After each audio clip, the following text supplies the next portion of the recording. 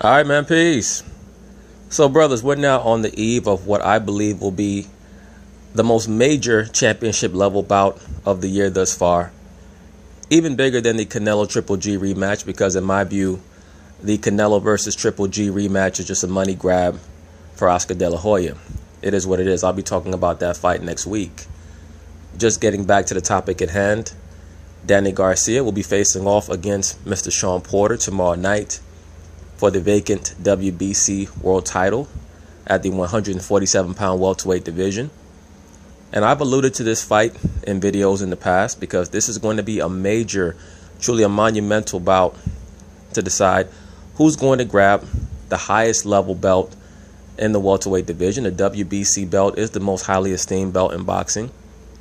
And Danny Garcia and Shawn Porter, in my view, are only fighting because it's for the WBC belt.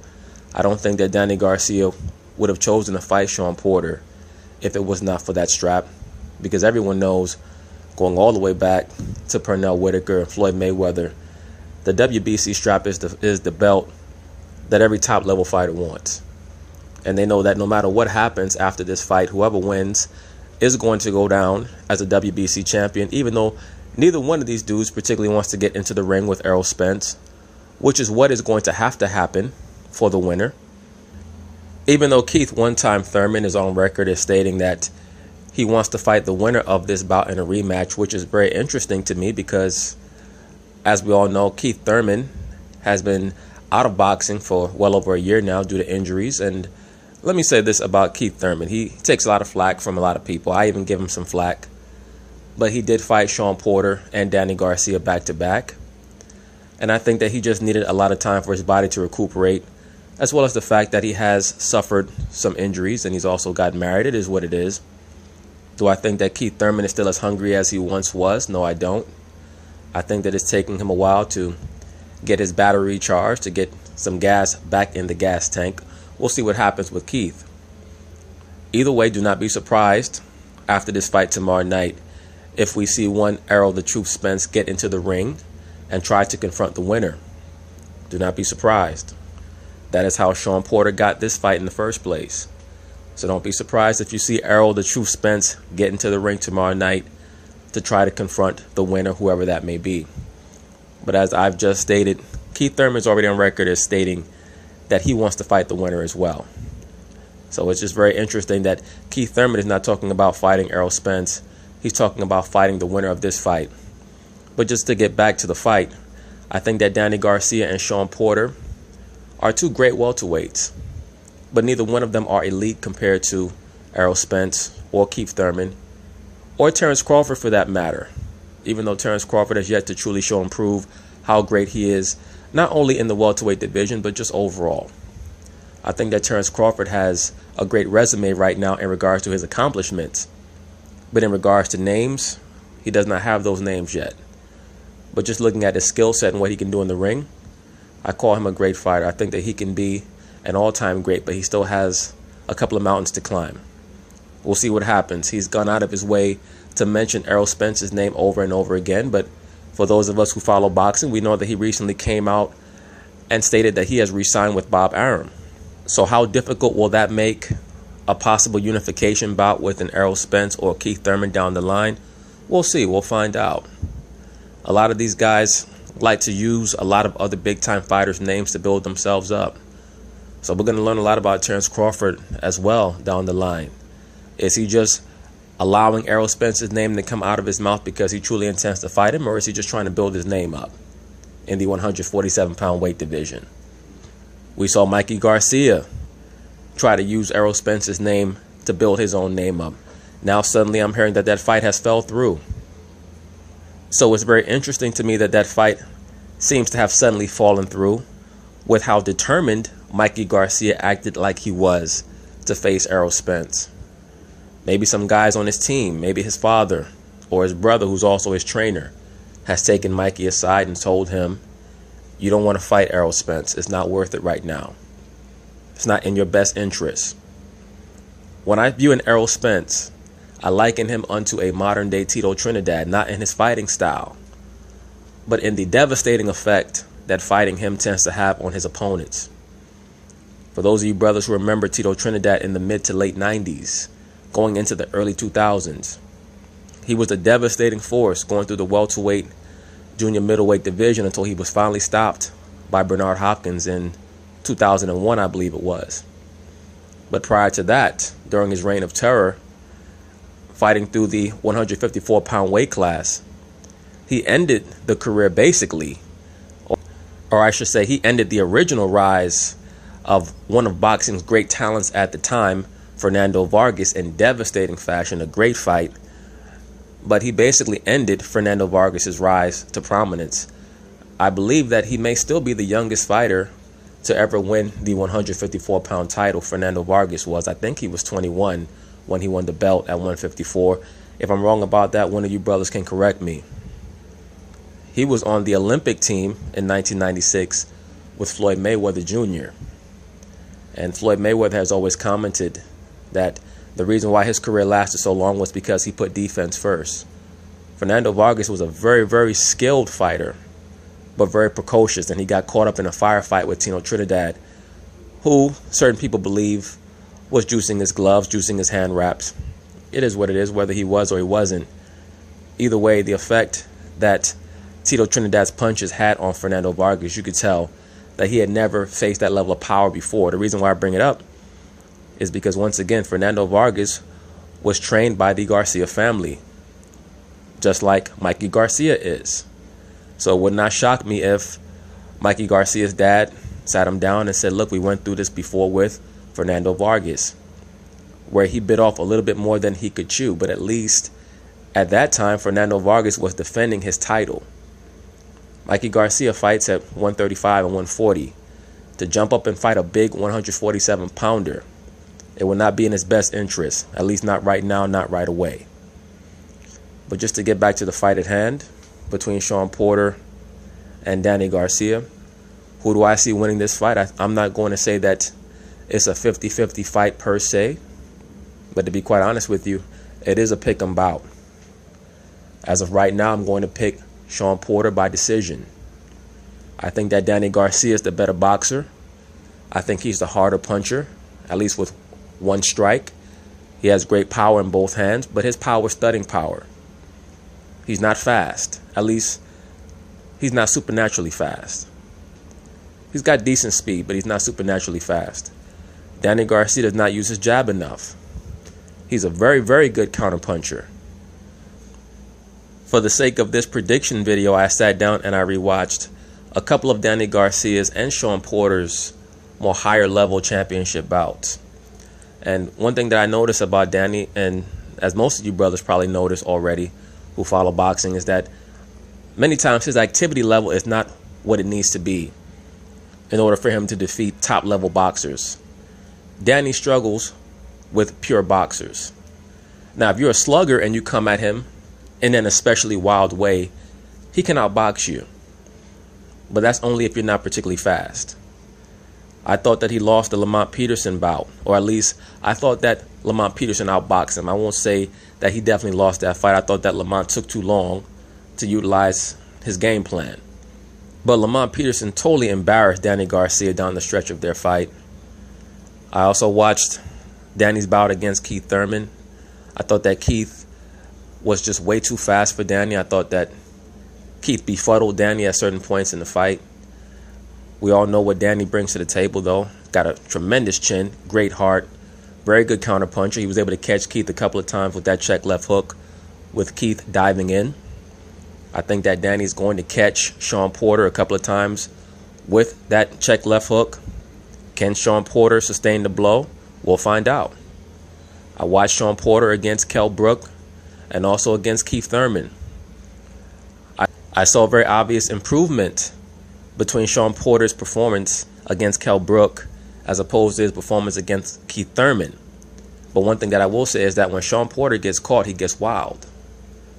He has issues coming in because he does not quite know how to come in on his opponent. He tries to use a lot of roughhouse tactics because, as we all know, he has a football background.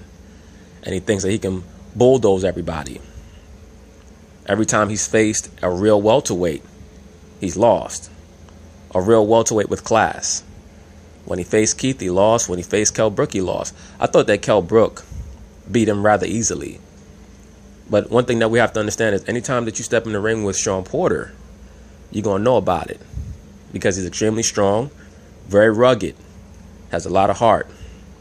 Once again, there's a reason why Keith has taken a long time off since fighting Shawn Porter and Danny Garcia back-to-back. Do I think that Danny Garcia has a chance to beat Shawn Porter? Yes, I do, but I think he's going to have to stop him.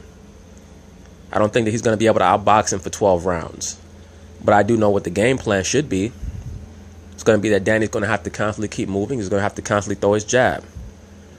That's why I say that based off of Danny's previous performances, he's had issues with very good boxers. His activity level goes down. It just has. His activity level went down against Keith. And we'll see if Shawn and his father have been able to come up with a good enough game plan to confuse Danny and out-hustle him over the course of 12 rounds. Because I don't think that Shawn Porter is going to have the power to stop Danny. Will Danny have the power to stop Shawn Porter? We know that Shawn got dropped against Broner, but that was Shawn Porter fighting Broner at a catch weight. And after he won the first 11 rounds. He almost got dropped against Keith. Keith hit him flush, and Keith is known for devastating power. He caught Shawn Porter flush a couple of times. There was a couple of times when Shawn was on wobbly legs, but not only was he able to sustain it, there were points in that bout where it looked like Keith Thurman was in big trouble along the ropes. So I expect this fight to be a barn burner. Very exciting.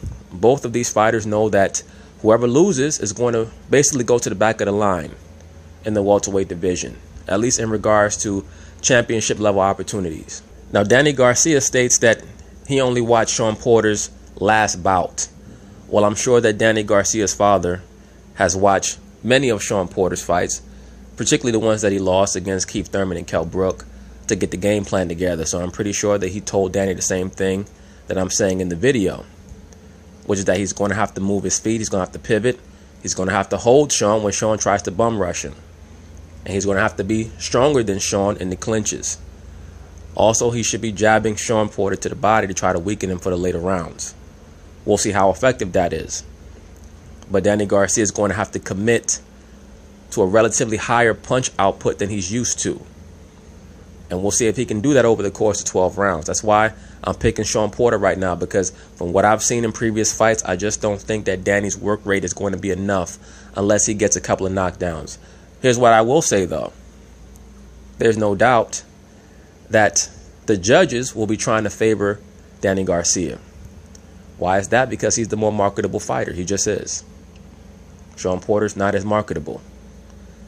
Danny Garcia, he has a little bit more flair, a little bit more charisma, a little bit more swag. He has the big mouth father.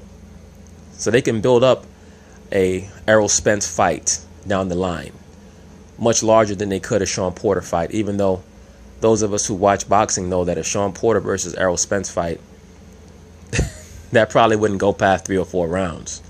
It really wouldn't. Danny Garcia, Errol Spence fight, we'll see how that goes. But I'm still not convinced that either one of these guys are definitely going to fight Errol Spence, whoever wins. But as of right now, I'm going to pick Shawn Porter in 12 rounds. I think that his activity is going to be too much for Danny. I don't see him stopping Danny. I've seen Danny in the ring with too many devastating punchers. I saw him in the ring against Lucas Matisse. And for those of us who remember, Lucas Matisse was damn near killing dudes in the ring. I saw Danny Garcia take a flush right hand from Lucas Matisse, knock his mouthpiece into the 10th row. I believe they fought on the undercard of the Mayweather-Canelo bout. So I know what Danny Garcia can do in regards to sustaining punishment and taking punches. I just don't see Shawn Porter stopping him, unless it's just by an accumulation of blows and he just catches Danny Lovely, that, you know, with a shot that Danny's never felt before. But I just doubt that. What I will say is that it would not shock me if Danny Garcia can keep it relatively close if he gets a gift from the judges, as I've already stated. And of course, that would be relatively controversial. But the Porters are not a boxing team that the boxing world will be worried about screwing over. I'll put it that way. But as of right now, I have Shawn Porter by decision. If Danny Garcia can get a couple of knockdowns on a couple of check left hooks, once again, go back and watch that Shawn Porter versus Kell Brook fight. Kell Brook was catching him with very, very clean check left hooks, sharp, straight jabs, sharp, straight rights all throughout their fight, and had Shawn Porter on wobbly legs basically from like round one. If you watch round one of their fight, I believe it was round one or round two, he caught Shawn with a 1-2 combination that had Shawn kind of wobbly legs staggering back to his corner for a hot second. Like, Kell Brook put it on him. But once again, this is a pivotal fight for both guys because whoever wins this bout will at least be able to say that they won the WBC strap. They're not going to hold it for very long, but at least they'll be able to say that they won it. I don't think that either one of these fighters are on the level of Errol Spence or Terrence Crawford. I don't think that either one of them are on the level of Kell Brook, to be honest with you, who I think has moved up to 154. And I can see Danny Garcia trying to move up to 154 after this bout, should he win, unless Al Heyman tells him, no, you must fight Errol Spence first. All right, so once again, I have Shawn Porter by decision, might even be split decision, in 12 rounds. But Danny Garcia, he's going to have to fight the best fight of his life to win this fight tomorrow night. Would it shock me if he wins? No, really, it would not shock me. I think the fight is that close, and I think that Shawn Porter makes that many mistakes that he could run into something repeatedly, especially if he runs into something early on. The thing with Shawn Porter is that he's open for straight right hands down the pike, but Danny does not throw a great straight right hand. He likes to loop his right hand. He also likes to throw a blow that Ray Robbins used to throw a lot, the looping right hand to the body.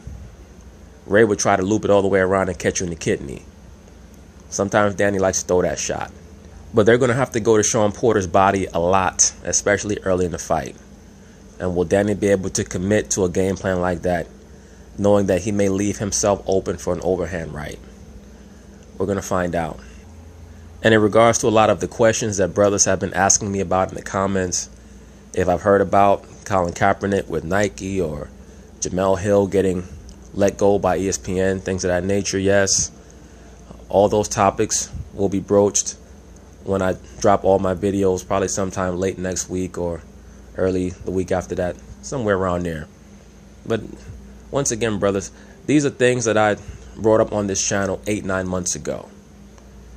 So when the true issues that are controlling the narratives that are put forth in the mainstream media, when they're finally brought to light, it doesn't surprise me. That's why I say it 8-9 months prior to it being revealed, because I can already see it. I can already see how those things are going down. And brothers have asked me about the Aretha Franklin funeral, John McCain. I'll have videos on all those topics when I do that major drop, either sometime late next week. It depends on when I get everything done. But anyway, peace.